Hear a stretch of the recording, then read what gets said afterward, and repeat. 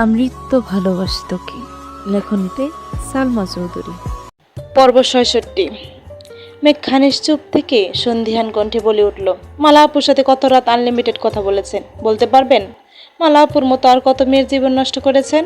আবির গম্ভীর কণ্ঠে বলল, রাতভর আনলিমিটেড কথা, তাও আবার মালার সাথে? আল্লাহ, কোথায় আছো?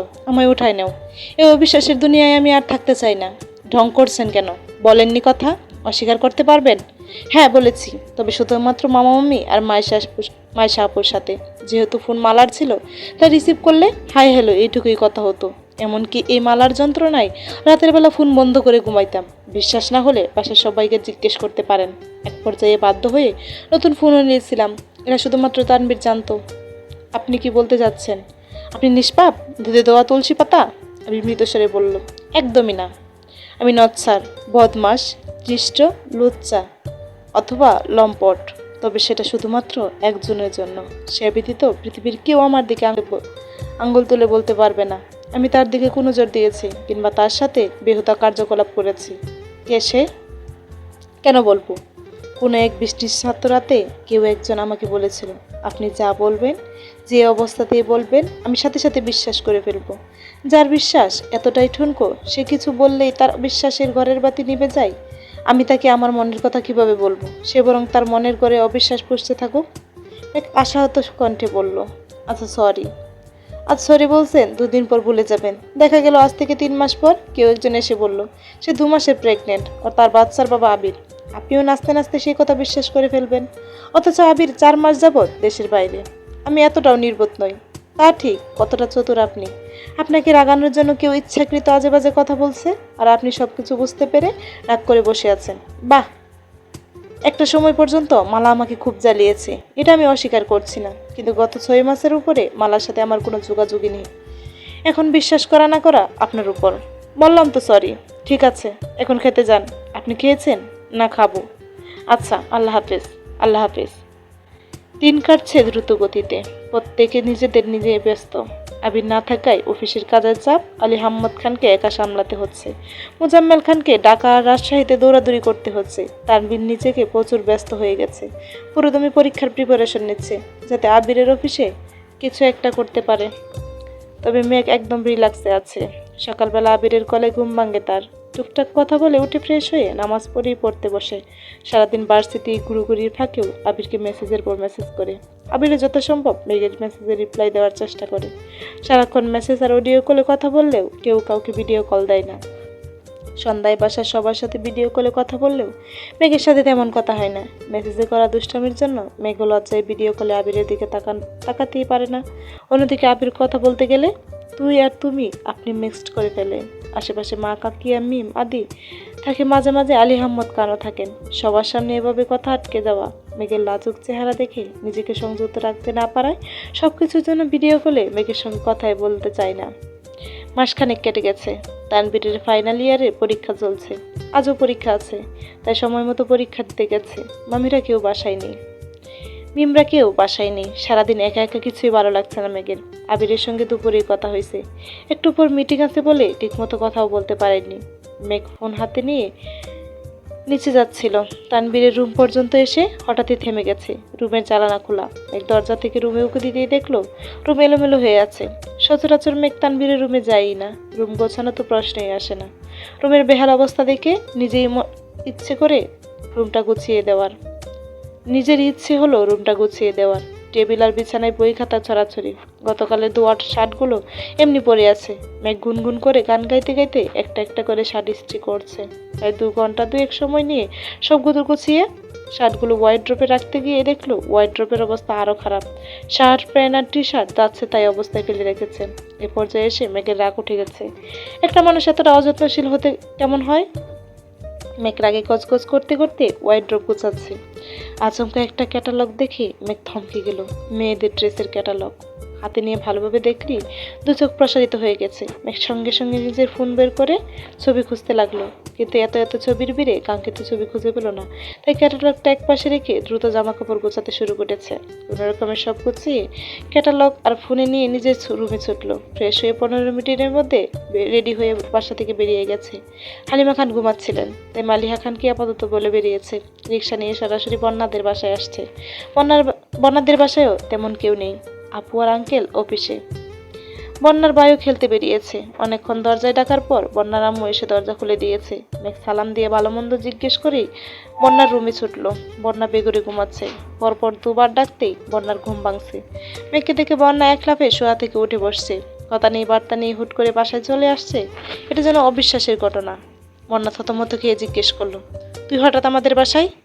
তোকে দেখতে মন চাচ্ছিল তাই আসছি। সকালে না দেখা হলো, তাতে কি হয়েছে? আসতে পারি না? এখন কি চলে যাব? এই না না, আমি এমনি বললাম। কল দিয়ে জানালে না হুট করে আসছিস তার জন্য। তোর ভাই জানে? না, ভাইয়া পরীক্ষা দিতে গেছে। আচ্ছা শোন, তোর ঈদের ড্রেসটা একটু বের করতো, যেটা গিফট পাইছিলি। কেন? দেখবো একটু। ওই ড্রেস দেখতে বাসায় আসছিস? বললি ছবি পাঠিয়ে দিতাম। তুই বড্ড বেশি কথা বলিস। চুপচাপ ড্রেসটা বের কর দে।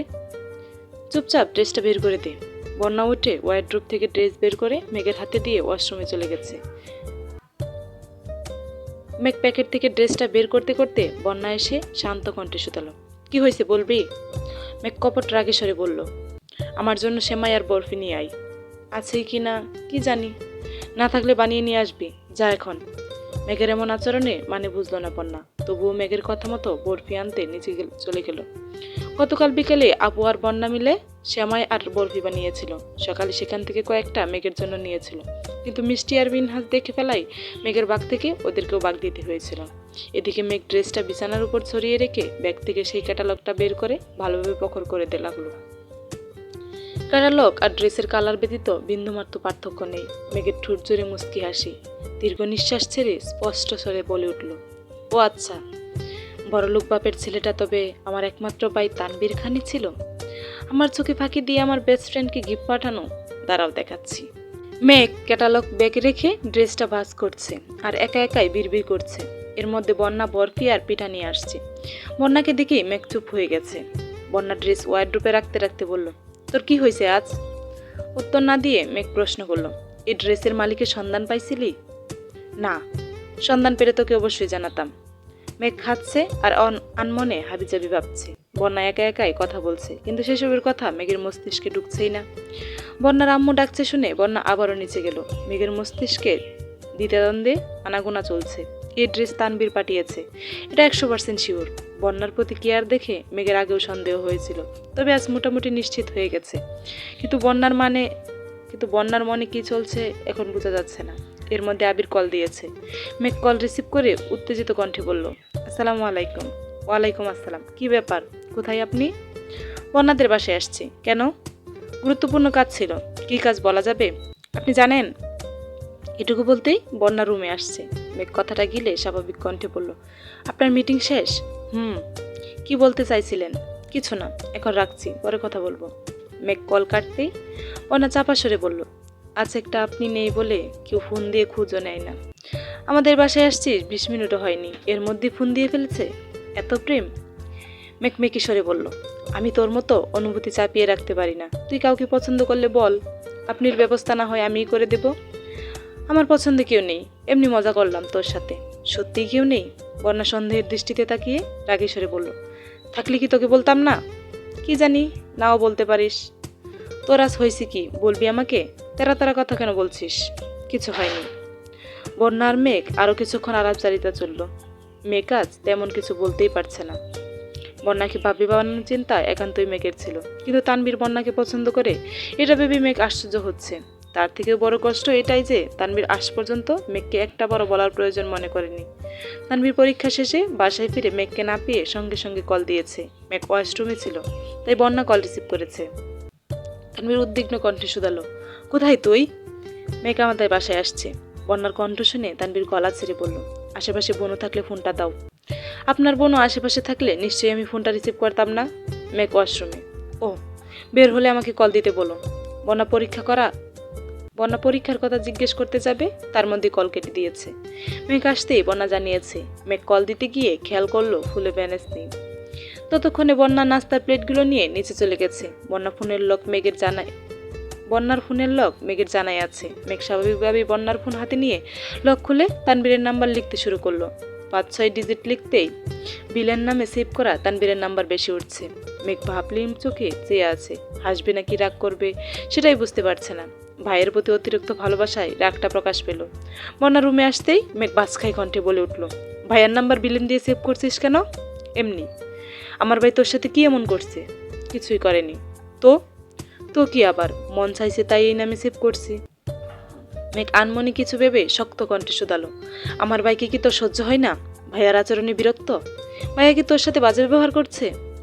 মেঘ প্রশ্নের পিঠে প্রশ্ন করাতে বন্যা কুঞ্চিত ব্রুযুগল আরো বেশি কুঞ্চিত হলো।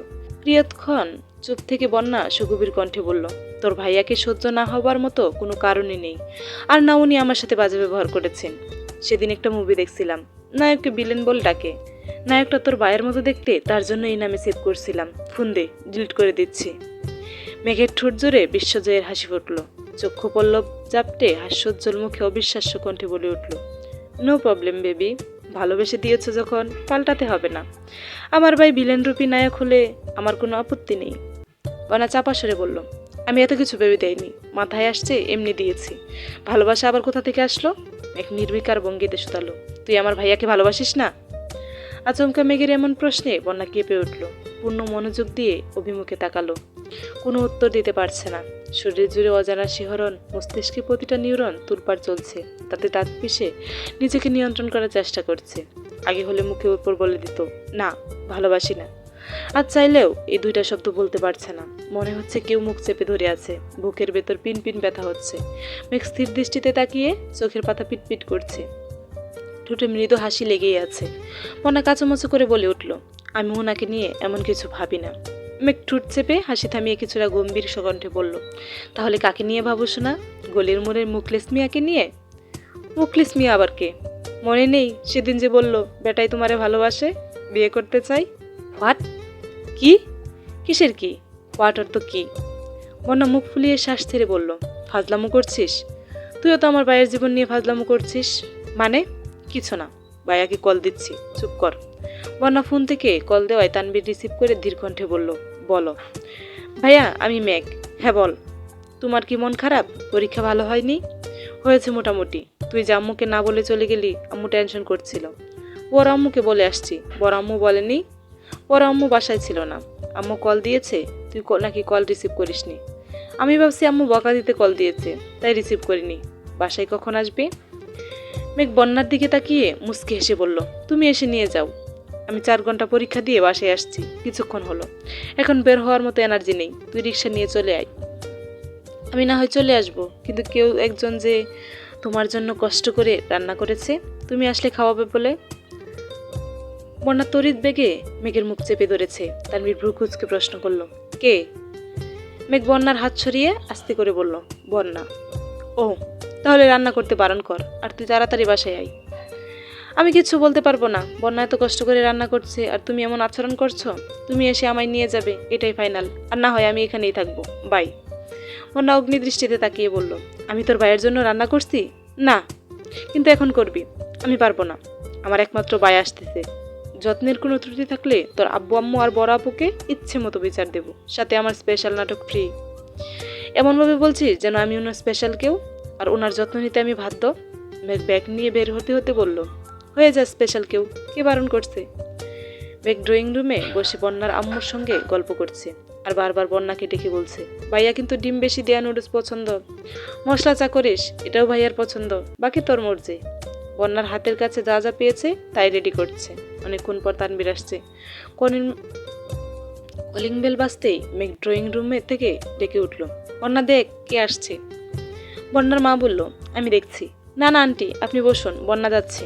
অন্য সময় হলে মেঘ নিজেই দরজা খুলতে ছুটত, কারণ বন্যাদের বাসা সবার সঙ্গে মেঘের সম্পর্ক খুব ভালো। বন্যা আসলে বন্যার থেকেও বেশি বাকিদের সাথে আড্ডা দেয়। বন্যা আর তানবীরকে পরীক্ষা করতে আজ মেঘ ইচ্ছে করে তানবীরকে বাসায় ডেকেছে। দরজা খুলে বন্যা মুগ্ধ চোখে তাকিয়ে আছে। তানবীর ভ্রু নাচাতেই বন্যা রীতিমতো বিষম খেয়ে উঠল। তানবীর নেভি ব্লু রঙের শার্ট, কালো প্যান্ট পরে ফলমাল গেট আপে নিয়ে আসছে। বন্যা কাশতে কাশতে সালাম দিতেই ভুলে গেছে। তানবীর কপাল গুটিয়ে বলল, পানি খাও, ঠিক হয়ে যাবে। বন্যা দ্রুত ভেতরে চলে গেছে। মেঘ আর চোখে ভাইয়াকে দেখেই বরকালো। ভাইয়ের এমন গেটআপ দেখে আশ্চর্যের চূড়ায় পৌঁছে গেছে। তানবীর বন্যার আম্মুর সঙ্গে কথা শেষ করে খাবারগুলো ওনার হাতে দিল। উনি খাবার নিয়ে রান্নাঘরে চলে গেছেন। তানবীর মেঘের পাশে সোফায় বসলো। মেঘ ব্রুকুজকে তানবীরকে দেখিয়ে যাচ্ছে। মেঘ বিস্ময় সমেত জানতে চাইল, আমরা কি কেউ বউ দেখতে আসছি? তানবীর ব্রুকুজকে সূক্ষ্ম নেত্রে তাকিয়ে বলল, কেন এভাবে আসছো কেন? ভালো লাগছে না?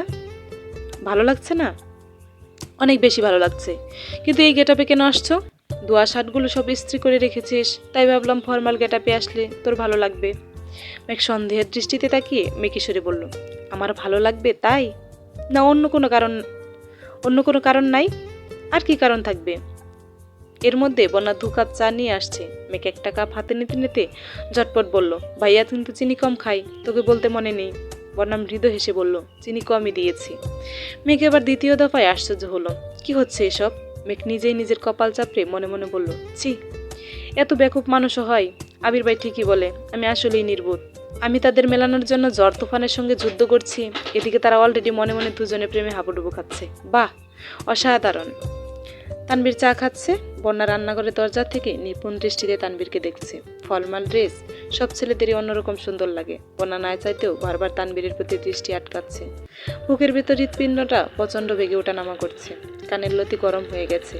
মেঘ চা শেষ করে কাপ রাখতে গিয়ে বন্যার দিকে নজর পড়ল।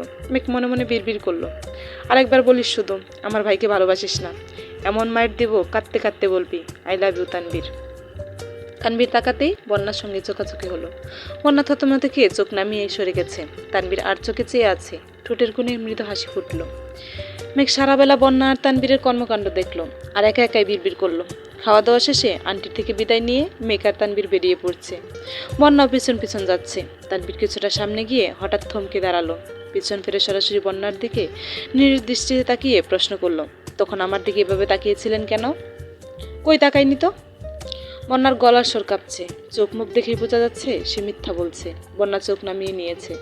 তানবীর জানতে চাইল, আমি কি দেখতে এতই খারাপ? তাকাতে ইচ্ছে হয় না? গমগমে পুরুষালী স্বর কানে বাজতেই বন্যা উৎকণ্ঠিত কণ্ঠে বলে উঠল, কে বলছে আপনি দেখতে খারাপ? মাশাআল্লাহ, অনেক সুন্দর লাগছে আপনাকে, কারণ নজর না লাগে। কথাটা বলেই বন্যা নিজের মুখ চেপে ধরেছে। বাতাসে উঠতে থাকা বন্যার চুলগুলো চোখ মুখ ডেকে দিচ্ছে। তানবীরের হৃদয়ে অদ্ভুত অনুভূতি কাজ করছে। বন্যার চোখ বন্ধ। মুখ থেকে চুল সরাতে তানবীর হাত বাড়ালো। পেছন থেকে মেঘের ডাকে তানবীরের ঘুর কাটলো। তানবীর হাত নামিয়ে আস্তে করে বলল, নিজের হাতে চা করে খাওয়ানোর জন্য অনেক ধন্যবাদ, আসছি। মেঘের সামনে আসতেই মেঘ ভ্রু নাচিয়ে শুধালো, বাসায় যাওয়ার ইচ্ছে নেই? চল। অন্য সময় হলে তানবীর 2টা কথা শোনাতো বা একটু রাগ হলেও দেখাতো। আজ কোন রিয়াকশনই দেখে নাই। মেঘ হা হয়ে তাকিয়ে আছে। গাড়িতে বসেও এক দৃষ্টিতে তানবীরকে প্রখর করছে। তানবীর মুস্কি মুস্কি হাসছে আর আস্তে আস্তে করে গাড়ি চালাচ্ছে। মেঘ রাগে ফুসফুস করতে করতে মনে মনে বলল, তোমার মিটি মিটি হাসি বের করছি, ওয়েট। গলির মোড় পর্যন্ত আসতেই একটা সিঙ্গারার দোকান দেখিয়ে মেঘ উত্তেজিত কণ্ঠে বলে উঠল, ভাইয়া, ওই ছেলেটাকে দেখছো? তানবীর 1 সেকেন্ডের জন্য তাকিয়ে আস্তে করে বলল, কে? বন্যার বয়ফ্রেন্ড। কথাটা কর্ণগহ্বরে প্রবেশ মাত্রই তানবীর আকম্বাদ গাড়ির ব্রেক কষল। আচমকা ব্রেক কষায় আর একটু মাথায় বাড়ি খেতে নিছিল। তানবীরের পূর্ণ মনোযোগ দোকানে। আগে 1 সেকেন্ডের জন্য তাকানোতে ঠিকমতো খেয়ালই করেনি। দোকানে অল্প বয়স্ক কোনো ছেলেই নেই। 2জন দোকানদার আছে, যার মধ্যে একজনের বয়স 60+ আর একজনের 35 হবে। তানবীর ব্রুকুজকে শক্ত কণ্ঠে জিজ্ঞেস করলো, কোনটা? লাল শার্ট পরনে। তানবীর আবারও দোকানের দিকে তাকালো। 60+ বয়সের লোকের পরনে লালের মতো একটা শার্ট, হয়তো ওনার ছেলে বা নাতির শার্ট হবে। তানবীর বাড়ি কণ্ঠে বলল, উনি ছেলে আর বন্যার বয়ফ্রেন্ড? অবশ্যই, তুমি বিশ্বাস করো না? চলো। আমাকে দেখলে শালি শালি ডাকবে, দেখো। এমনকি সিঙ্গারার দামও নেবে না। কেন? বারে, বন্যাকে ওনার ভালো লাগে, বিয়ে করতে চাই। আমি বন্যার বেস্ট ফ্রেন্ড শুনে আমাকেও ফ্রিতে সিঙ্গারা খাওয়াইছে। ওনার নাম মুখলেস মিয়া, বয়স 66। ওনার 2 বউ আর 6 ছেলে মেয়ে আছে। তানবীর মেঘের দিকে আশ্চর্য নয়নে তাকিয়ে শুধালো, এত কিছু তুই কিভাবে জানিস? জানি, বেস্টু আমার। আমি জানবো না তো কে জানবে? এখন চলো বিয়ের গটকালিটা করে আসি। ভাইয়া যদি এমন কর্মকাণ্ডের কথা জানতে পারে তাহলে তোর খবরই আছে। রাস্তায় রাস্তায় ঘুরে তুই মুখলেস মিয়ার বিয়ার গটকালি করিস। আমার বেস্টুর বিয়ে হোক, তুমি কি চাও না? তাই বলে উনি? ওনার চোখে বন্যার প্রতি ভালোবাসা দেখছি আমি। তানবীর গাড়ি স্টার্ট দিতে দিতে বিড়বিড় করলো, বন্যার প্রতি কারো চোখে ভালোবাসা উতলে পড়লে সে চোখই কানা করে ফেলবো। মেঘ বলে উঠলো, বিড়বিড় করে কি বলো? কিছু না, বন্যার বিয়েতে কিন্তু লেহেঙ্গার পরবো, আর সেই লেহেঙ্গাটা তুমি কিনে দিবা। তানবীর গাল ফুলিয়ে শ্বাস ছেড়ে তপ্ত সরে বলল, মুখটা বন্ধ রাখ, নয়তো রাস্তায় ফেলে চলে যাব। মেঘ ঠোঁট বেঁকিয়ে হাসছে আর মনে মনে বলছে, লাগছে লাগছে, একদম কলিজায় লাগছে। তানবীর পুরো রাস্তা গাল ফুলিয়ে রেখেছে। মেঘ তানবীরকে জ্বালানোর জন্য বন্যাকে কল দিল। বন্যা কল রিসিভ করতেই মেঘ বলল, দুলাভাইয়ের মনটা বোধ হয় খারাপ, তুই একটু দেখা করে যাস। তানবীর আবারও ব্রেক খসল, অগ্নিদৃষ্টিতে মেঘের দিকে তাকিয়ে আছে। মেঘ আর চোখে তানবীরের ভাব দেখে অন্যদিকে মুখ ঘুরিয়ে নিয়েছে। বন্যা হুঙ্কার দিয়ে উঠল, দুলাভাই কে আবার? মুখলেস দুলাভাইয়ের কথা বলছি, রাখ ফোন। বন্যা কল কেটে দিয়েছে। মেঘ তানবীরের দিকে তাকিয়ে দাঁত খিলিয়ে হেসে বলল, যাবে। তানবীরের রক্তাপ দুচক শ্বাস ছেড়ে বলিষ্ঠ কণ্ঠে বলল, ডাফার। মেঘ ঠুট বেঁকিয়ে ভেঙচি কেটে শান্ত স্বরে জবাব দিল, আর তুমি ডাফারের বাই। তানবীর নিজের রাগ নিয়ন্ত্রণ করে আবারও গাড়ি চালানো মনোযোগ দিল। 2 মিনিট পর মেঘ তানবীরকে শুনিয়ে শুনিয়ে গান গাচ্ছে, ফুল ফুটে শাখায় শাখায় ব্যথা ধরে বুকে, কি প্রেমেতে মন মাতাইলা অশ্রু ঝরে, নিজ দায়িত্বে শুনে নিবেন। তানবীর রাগান্বিত কণ্ঠে হুঙ্কার দিল, চুপ থাকতে বলছি, আমার বন্ধুর বিয়ে হয়ে গেলে আমায় ছেড়ে চলে যাবে, আমি কি কাঁদবো না? একটু গানও গাইবো না? এত খারাপ কেন তুমি? দেখ, 4 ঘন্টা পরীক্ষা দিয়ে আসছি, মাথা এমনিতেই গরম আছে, বেশি কথা বলবি না, ঠিক আছে? মেঘের মতন উড়ে উড়ে অন্তরটাকে খালি করে কয়লাই দিশাহারা। তানবীর তাকাতেই মেঘ বুক চেপে ধরল, আমার কোনো দেশ নেই, নিজে থেকে গান বেরিয়ে হচ্ছে। তানবীর তাকাতেই মেঘ মুখ চেপে বলল, আমার কোনো দোষ নাই, নিজে থেকে গান বের হচ্ছে। তানবীর কয়েক সেকেন্ড তাকিয়ে ভগ্ন হৃদয় নিয়ে গাড়ি চালাতে মনোযোগ দিল। বাসায় ঢুকে আলী আহমদ খানের সঙ্গে দেখা। আলী আহমদ খান হাসি মুখে জিজ্ঞেস করলেন, 2 ভাই বোন সেজেগুজে কোথায় গিয়েছিলে? আমার বান্ধবীর বাসায় গিয়েছিলাম, আর ভাইয়া আমাকে আনতে গিয়েছিল। ঠিক আছে, যাও। মেঘ ব্যাগ ঘুরাতে ঘুরাতে ভিতরে চলে গেছে। তানবীর চাবি রেখে সরাসরি নিজের রুমে চলে গেছে। মাগরিবের পরপরই আবিরের কল আসছে। মেঘ কল রিসিভ করাতেই আবির জিজ্ঞেস করলো, বাসায় আসছিস? জি। কি করছিস? আপনাকে একটা কথা বলার ছিল। হ্যাঁ বল। কিছু একটা ভেবে মেঘ আবারও থেমে গেল। আস্তে করে বলল, কিচ্ছু না। কোনো সমস্যা? না, পরে জানাবো আপনাকে, অপেক্ষায় রইলাম। মেঘ ঘন্টা 2 পর নিচে আসছে। মিমরা না থাকায় বাসাটা ফাঁকা ফাঁকা লাগছে। আলী আহমদ খান আজ একটু তাড়াতাড়ি শুয়ে পড়েছে। হালিমা খান আর মালিহা খান সোফায় বসে গল্প করছেন। মেঘ হালিমা খানের কোলে মাথা রেখে শুয়ে শুয়ে টিভি দেখছে। তানবীর সন্ধ্যা থেকে বাসায় নেই। বেশ কিছুক্ষণ যাবৎ আবির মেঘকে মেসেজ কল দিচ্ছে। মেঘের হাতে ঘড়ি নেই, ফোনও সাইলেন্ট করা, তাই বুঝতে পারেনি। হালিমা খানরা উঠে রান্নাঘরের দিকে চলে গেছে। মেঘ আনমনে ফোনের পাওয়ার বাটন চাপতেই আবিরের 7টা কল আর অনেকগুলো মেসেজ চোখে পড়েছে। মেঘ লাফিয়ে উঠে তড়িঘড়ি করে আবিরকে কল দিল। বারবার ওয়ার্নিং দেওয়া সত্ত্বেও ঘড়ি রুমে রেখে নিচে এসে রিল্যাক্সে টিভি দেখছে। সবার বইয়ে ফোন সাইলেন্ট করে রাখাটা ইদানিং অভ্যাস হয়ে গেছে। আবার আবির রাগান্বিত কণ্ঠে বলল, তুই কি ভালো হবি না? হব। কবে? পরশুদিন। আজ কি সমস্যা? মেঘ মলিন হেসে বলল, ভালো হলে একবারে হতে হবে না, তাই একদিন রেস্ট নিয়ে তারপর ভালো হব। 3 তুই বড্ড ফাজিল হয়ে যাচ্ছিস। জি। আর আমার গুরু স্বয়ং সাজ্জাতুল খান আবির। আবির না চাইতেও হেসে ফেলল। মুখের গম্ভীর ভাব মুহূর্তেই সরে গেছে। দীর্ঘকণ্ঠে বলল, তানবীর কোথায়? জানি না। সমস্যা কি? সমস্যা কোনো? আমি কি জানি? কার মনে কি চলে সেটা দেখার দায়িত্ব কি আমার? না। কিন্তু তোর নামে বিচার দিল কেন? মেঘ এক পর্যায়ে আটকে উঠল। মনে মনে প্রচুর ভয় পাচ্ছে। যদি সত্যি সত্যি মুখলেস মিয়ার কথা বলে দেয় তখন কি হবে? মুখলেস মিয়া সম্পর্কে বন্যার দাদা হয়।